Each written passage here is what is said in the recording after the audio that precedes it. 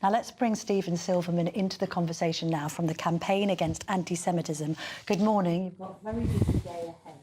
Tell us about this march. Why have you organised it? How many people do you hope might join? Good morning, Camilla. Thank you for having me on. So, look, it's now almost 2 months since the worst atrocity against the Jewish people since the Holocaust was perpetrated in southern Israel by Hamas.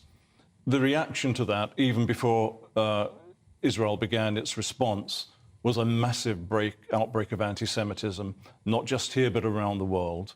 In London, the Metropolitan Police have reported an increase of 1,350% over the same period last year. British Jews are terrified like never before. They feel abandoned by the institutions who are meant to protect them. They feel alone. For 7 consecutive weeks, we've had weekends feeling like no-go areas for the Jewish community, with awful scenes of anti-Semitic incitement and hatred. And so the purpose of today is to say no, enough. It's for Jewish people from all over the country to take a stand alongside their very, very many friends, allies and supporters of all faiths and none, and to say, no, this is not what the UK is about. Yes. These are not UK values. How do you think that the protests have been policed? Do you think they've been policed well? You talked about the arrests. Some people have felt extremely uncomfortable seeing people, for instance, chanting from the river to the sea. There's a lot of people who are marching, of course, who are trying to do it in a peaceful way, who aren't being anti-Semitic at all. What's your evaluation of what we've seen in recent weeks on the streets of London? Look, it is very difficult to make the case that you're chanting and marching for peace when you're also chanting for jihad and to globalise the Intifada. And for people who don't know, the Intifada were a series of violent uprisings against Israel in which many, many Israeli civilians were murdered through suicide bombs. So, these marches have been punctuated by genocidal chants, by demands for the Muslim armies to assemble for jihad. We have images of the Stars of David entwined with swastikas, comparisons of Israel with the Nazi regime. I mean, are you confident that the Met has clamped down on those sorts of people? I mean, one would imagine that if you're carrying a banner conflating the Star of David with the swastika, then you should be immediately arrested. I mean, have you seen evidence that that's actually been happening, or has it been too lacklustre? I've seen reports that happened yesterday. But for 6 weeks, there was a terrible lack of action. And the Jewish community was even gaslit by Sir Mark Rowley about the meaning of some of these chants. Yes. And how... There were different meanings to jihad. Yeah, jihad. It can be in a contemplative reflection. Well, I'm sorry, but when you're chanting to globalise the Intifada and for Muslim armies to assemble, jihad doesn't mean let's all come together and calmly... I mean, obviously not all of the marchers were doing this, but there were elements of this march that were doing this, and that's what you're objecting to.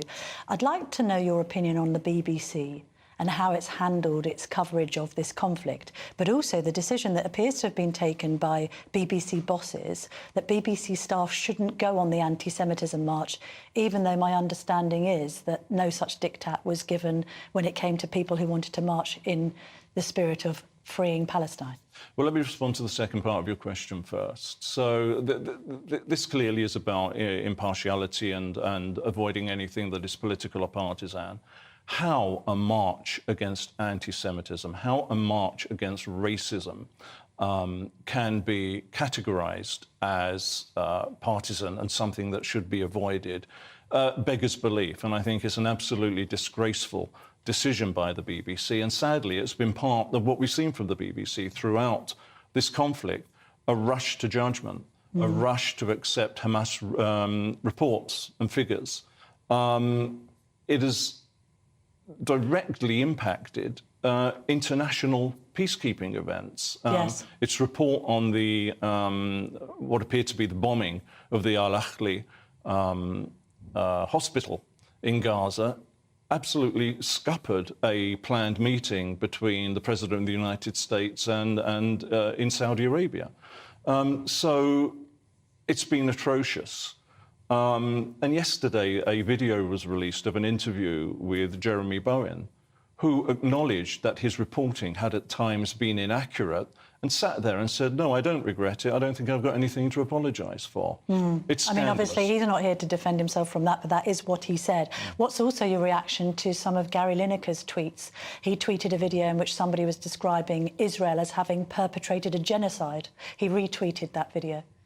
Well, I think it's an indication of how celebrity can lead people into thinking that they're qualified to comment on incredibly complex matters. I mean, should he be sanctioned by the BBC for that? Well, the BBC has a policy on this now, and they need to determine whether or not he's within that policy or whether he has brought them into disrepute. You know, just because someone happens to be Jewish and then likens what's going on to a genocide, says it doesn't make it accurate, it doesn't make it true. And the word genocide is being bandied around horribly freely. So that is a major concern when you look at the number of followers that people like Gary Lineker have on social media and the extent to which they can be influenced. How big a problem is anti-Semitism in schools? We've heard a lot about anti-Semitism on campuses. I know that 500 alumni, for instance, from University College London wrote to the Vice-Chancellor and complained about what it perceived to be anti-Semitism on campus.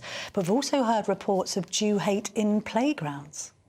Well, you know, it's not surprising, and we are receiving similar reports.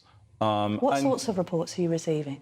Similar to that, like young children who pick up information and comments about what's currently going on, and then without really understanding what they're saying, will then use it against fellow Jewish pupils.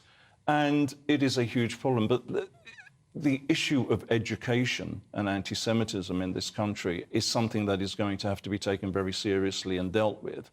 You know, we at a recent pro-Palestinian march did some vox pops, and we caught two young women, very young women, on video saying in 1948 the Palestinians welcomed the Jews with open arms. They gave them homes. They gave them everything they needed to feel settled and welcome and safe. And now look what they've done. And you think, you know, where on earth is this information coming from? What is education doing in this country to ensure that these narratives are corrected? That should just be common general knowledge. But do you also worry about social media? I noted that the actor and comedian Sacha Baron Cohen spoke out in the week against TikTok and said that TikTok was poisoning the minds of a generation against Jews. Do you agree with that? What can the government do about that, do you think? What should they do? Well, I mean, social media has been the cauldron in which anti-Semitism has been brewed up for certainly the 8 years that I've been doing what I do with Campaign Against Antisemitism. It enables views that people would previously once have only been able to express in the privacy of their own home or in the corner of a bar, for them to come together as a constituency and get hateful messages out to God knows how many people in the blink of an eye.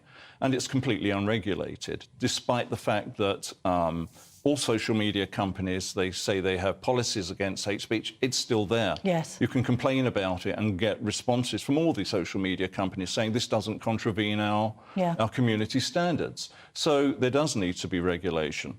And we hope that the Online Harms Bill will actually go some way to addressing this. But it is like the Wild West. It is a cauldron of hatred out there on occasion. Well, hopefully today will be a moment of hope for your people and your community, with lots of support on the streets of London. I know you have to go from here to there. Indeed. I wish you all the very best for later. Thank you very much for joining me this morning, Steve. Thank you, Camilla.